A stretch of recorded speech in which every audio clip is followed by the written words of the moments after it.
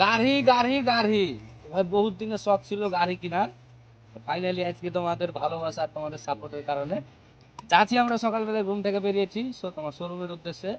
এখান থেকে যাবো তালাই, ওখানে গিয়ে গাড়ি নেবো। কি গাড়ি নিবো চলো যাই দেখি, চেক করবো, তারপর তোমাদের দেখাবো এই ভিডিওটাতে। তো সবই তোমাদের ভালোবাসা আর তোমাদের সাপোর্ট হয়, তাহলে আমি কিছুই নাই, আমিও কেটেছি, তোমরা ভালোবেসেছো। আর তোমাদের সাপোর্টের কারণে আর একটা গাড়ি নিবো, আমার স্বপ্ন বিশাল স্বপ্ন, অতি ড্রিম। তো চলো সে কি গাড়ি নিই তোমাদেরকে দেখাবো এই ভিডিওতে। আমরা যাচ্ছি প্রায় 4 জন ভাই, আমি একদম ব্যস্ত। চলো।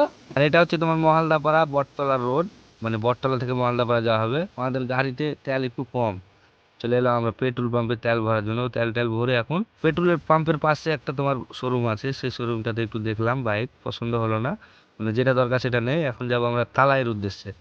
তো চলো। আর এই যে ওটা হচ্ছে তোমার কি রামপুরার মোড়। রামপুরার মোড় পার করে সরাসরি চলে এলাম জঙ্গিপুর ব্রিজে।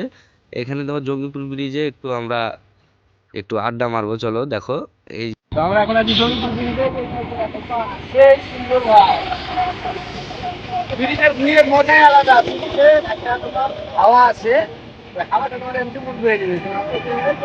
তোমার সুভাষদ্বীপ পার্ক, অবশ্যই যারা জঙ্গিপুরের লোক অবশ্যই তোমরা তো জানো, তোমাদের সুভাষদ্বীপ পার্ক। তো চলো আবার যাওয়া যাক। এখান থেকে চলে যাবো আমরা সোজা শোরুমে, কারণ আমরা হাইওয়েতে ভিডিও করিনি পুলিশের প্রবলেমের জন্য। এই সেই শোরুম, শোরুমের নামটা আমি এখন নিব না। চলো ভিডিও এখানে যাই, দেখা যাক পাওয়া যায় কিনা। ওখানে গিয়েছিলাম ওই শোরুমটায়, ওখানে অ্যাভেলেবেল ছিল না যেটা আমার দরকার। দেখা যাক, চলো ভিডিওটা দেখতে। গাড়ি লওয়ার ভুবে সিঁড়ি দিয়ে বুক ফুলিয়ে হাঁটছি হিরোর মতন। তারপরে দেখো এন্ট্রি খায়, তারপর শোরুমে ঢুকে তারপরে শোরুমের স্টাফের সাথে কথা বললাম, একটু কথা বলার পর চলো নিয়ে গেল আমাদের বাইকটা দেখাতে। তো বাইক দেখার আগে চলো তোমরাকে আরো একটু কিছু দেখাই। মানে সর্বপ্রথম কি পরিস্থিতি দেখো, এখানে প্রায় 100টার মতন সই করতে হচ্ছে আমাকে। আর সব থেকে বিরক্তর কাজ হচ্ছে বাইক কিনতে আসার এই যে তোমার ফাইন্যান্সের কাগজের কাজগুলো করা। মানে মাথা খারাপ হয়ে গেল ভাই, বাস্তব কথা। এই যে শোরুমটা ভাই, আমি এসেছি বাইক নিলাম, বাইক তোমাদের দেখাচ্ছি, দাঁড়াও, কাজ চলছে।